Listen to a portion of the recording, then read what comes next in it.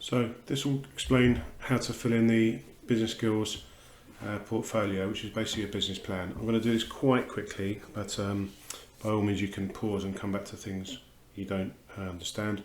I'm also going to suggest you do it in a slightly different order, but you can go back and forward as you like.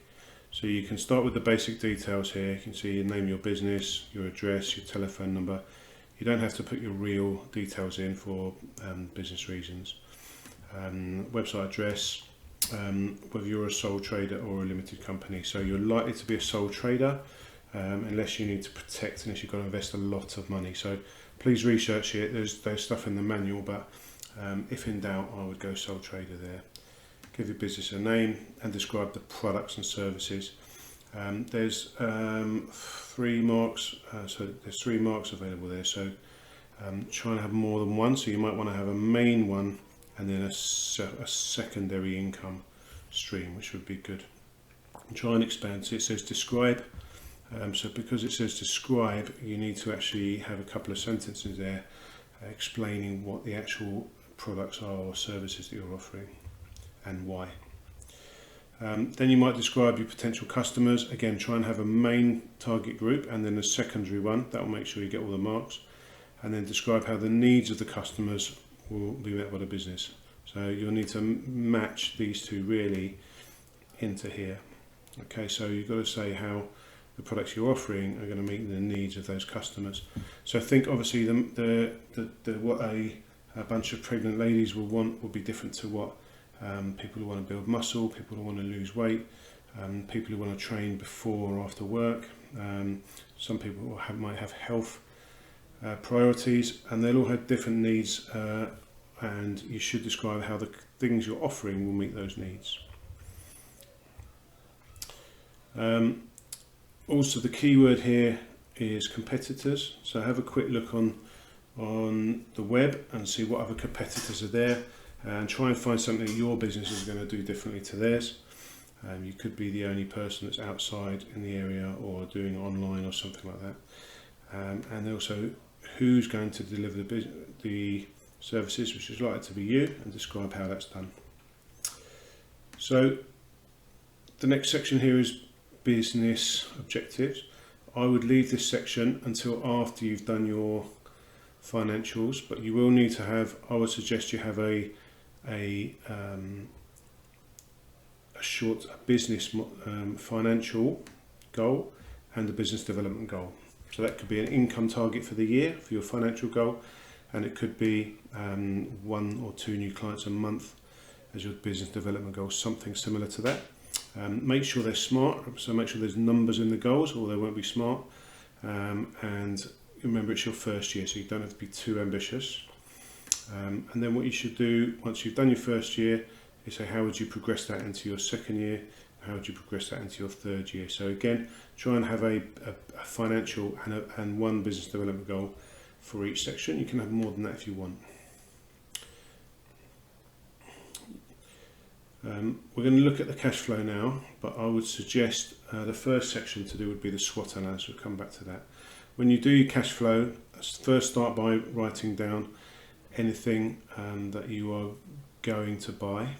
Okay, so you might need stuff in advance of your business, the rough cost of it there, and then total the rough costs here. You can add to that anything you've already bought. So if you're a sole trader, you can count anything you bought in the last 7 years that you use wholly and solely for your work, or a portion of it. So if you've recently bought kettlebells, t-shirts, etc. that are going to be used for your work, you can put them in, and the cost should be there. And then this total will be the cost of things you've already bought and the things you have planned to buy. So this is your total startup cost.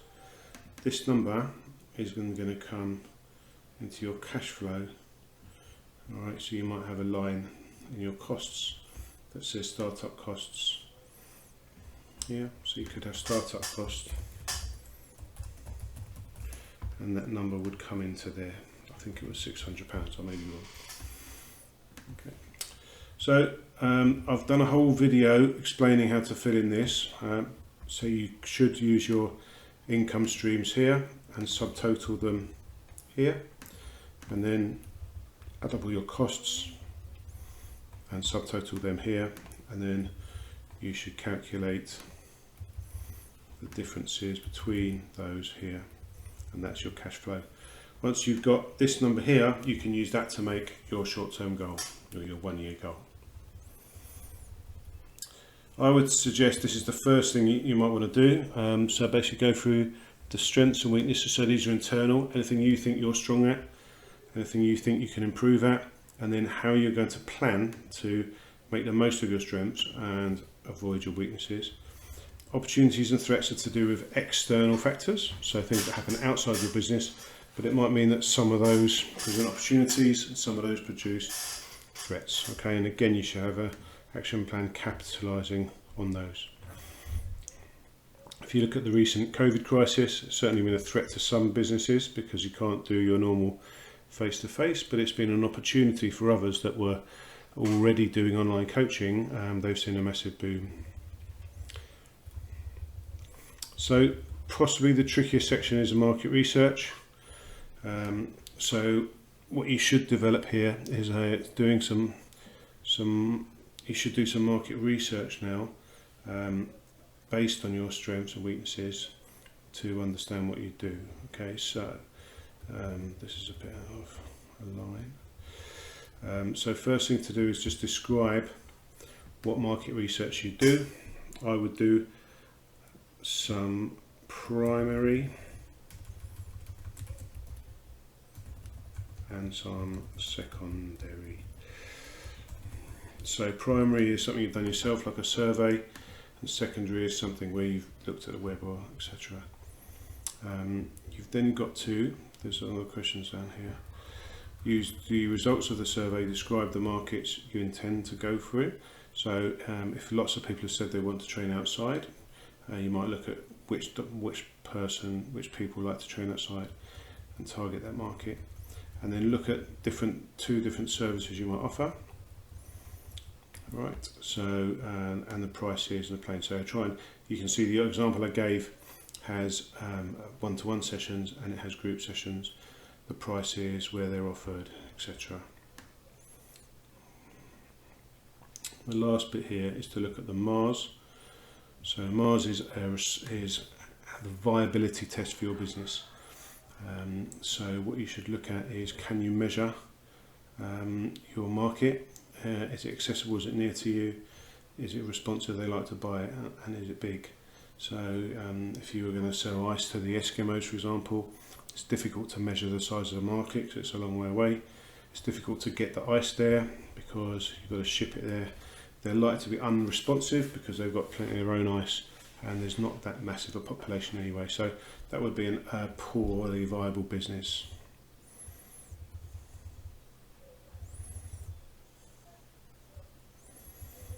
So this is a promotional plan. So you're not going to sell anything unless you're prepared to promote your business. So you should try and have at least one promotional activity every month. It could be a launch party, it could be leaflets, website. Think as innovatively as you can. There's plenty of examples in the manual.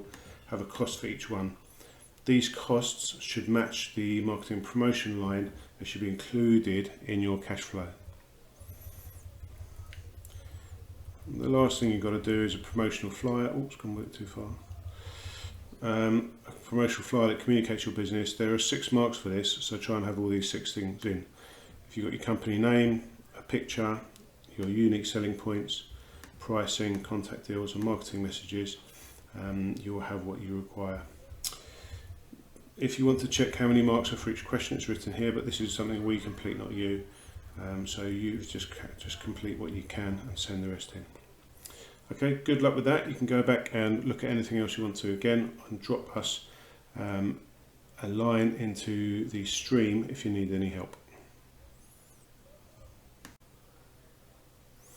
Okay, so this is how we would set out our cash flow for your business. So first thing is decide on your income streams. This business has got 2. It's got individual sessions and it's got group sessions. So the individual sessions, you can see they increase as the number of clients increase. Try to have numbers that are relevant and related to the cost of your sessions. So if the cost of your sessions are £23.50, that can't be the number. And you can see later on they're going to introduce a second income stream in September, which will be group sessions, and again the number increases as the group size increases. Also notice what happens in August, July, December, January. So there are seasonal fluctuations within the business. So it's worth noting that, as obviously your business as a personal trainer does tend to vary through the year. And what you do then is add up your projected income for each of those months, and that is the income subtotal. All right. Once you've got your income subtotal, you can then do your expenses. You should have already calculated your pre-launch expenses. At this point you've got no income apart from the loan you may have taken out. And then think about any additional expenses you might have in the business: rent, other staff, printing and postage, marketing, communications. This line should relate to your promotional plan, which you've done later in your lap.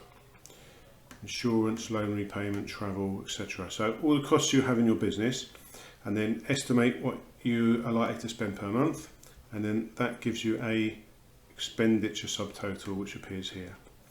So if we look at any one month, if we look at May, our income is 24,000 and our expenditure is 948. Therefore our profit that month is 1,452. If we add that to what we had at the start, we started that month with £352, meaning the total amount of profit made by the business at that point is 1,804. Okay, so you can do that, and you'll notice if we end that month on 1,804, we also start the next month on 1,804. So whatever number is here goes to there. Right, and that will go through the year. So as this carries on, you'll find the total amount of business. So this business will make, if everything goes to projection, £43,500 in the year, and you can use that to make your year one targets, which must be smart.